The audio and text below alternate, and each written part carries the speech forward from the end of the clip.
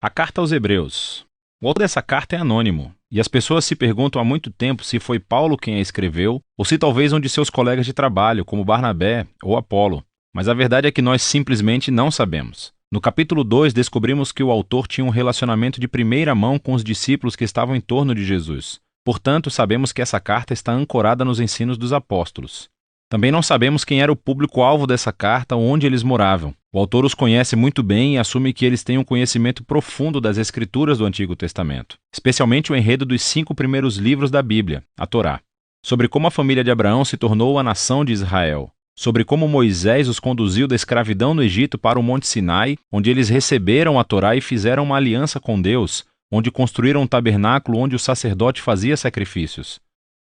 E também sobre como eles foram peregrinos no deserto, a caminho da terra prometida. O autor espera que os leitores conheçam todos os detalhes dessas histórias. Então, muito provavelmente, o público é composto de cristãos judeus. E é daí que vem o nome da carta. Nós também temos pistas no capítulo 10 de que essa comunidade da igreja estava enfrentando perseguição e até aprisionamento por causa da sua associação com Jesus.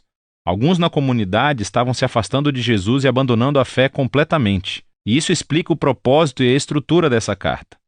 Primeiro, há uma pequena introdução que é seguida por 4 sessões em que o autor compara e contrasta Jesus com pessoas e eventos importantes da história de Israel. Jesus é comparado primeiro com os anjos e a Torá, segundo com Moisés e a terra prometida, terceiro com os sacerdotes e Melquisedeque, e por fim com os sacrifícios e a aliança.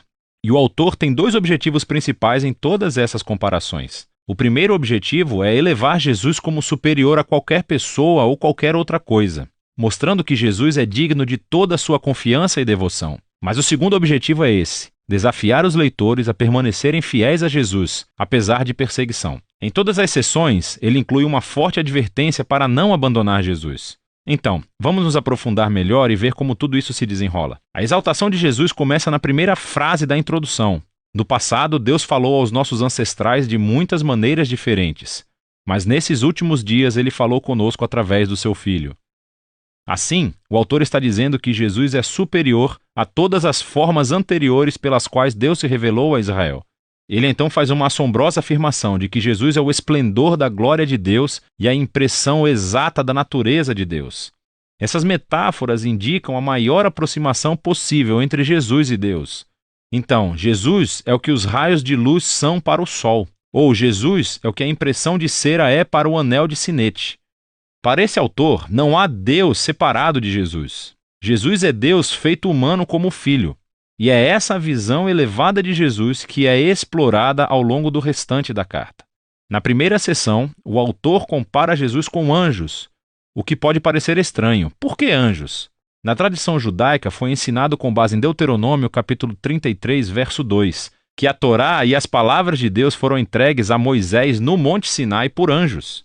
E assim, dizendo que Jesus é superior aos anjos, o autor afirma que Jesus e sua mensagem de boas novas são superiores a todos os mensageiros anteriores da palavra de Deus.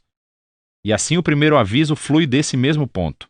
Se Israel foi chamado para prestar atenção à Torá que foi entregue por anjos, quanto mais devemos prestar atenção à mensagem que foi anunciada pelo Filho de Deus. E não apenas isso, mas, dado o status de Jesus acima dos anjos, quão notável é o fato de ele ter abandonado esse status tão alto para se tornar humano, sofrer e morrer. Em Jesus, vemos a glória de Deus e a grande humildade de Deus.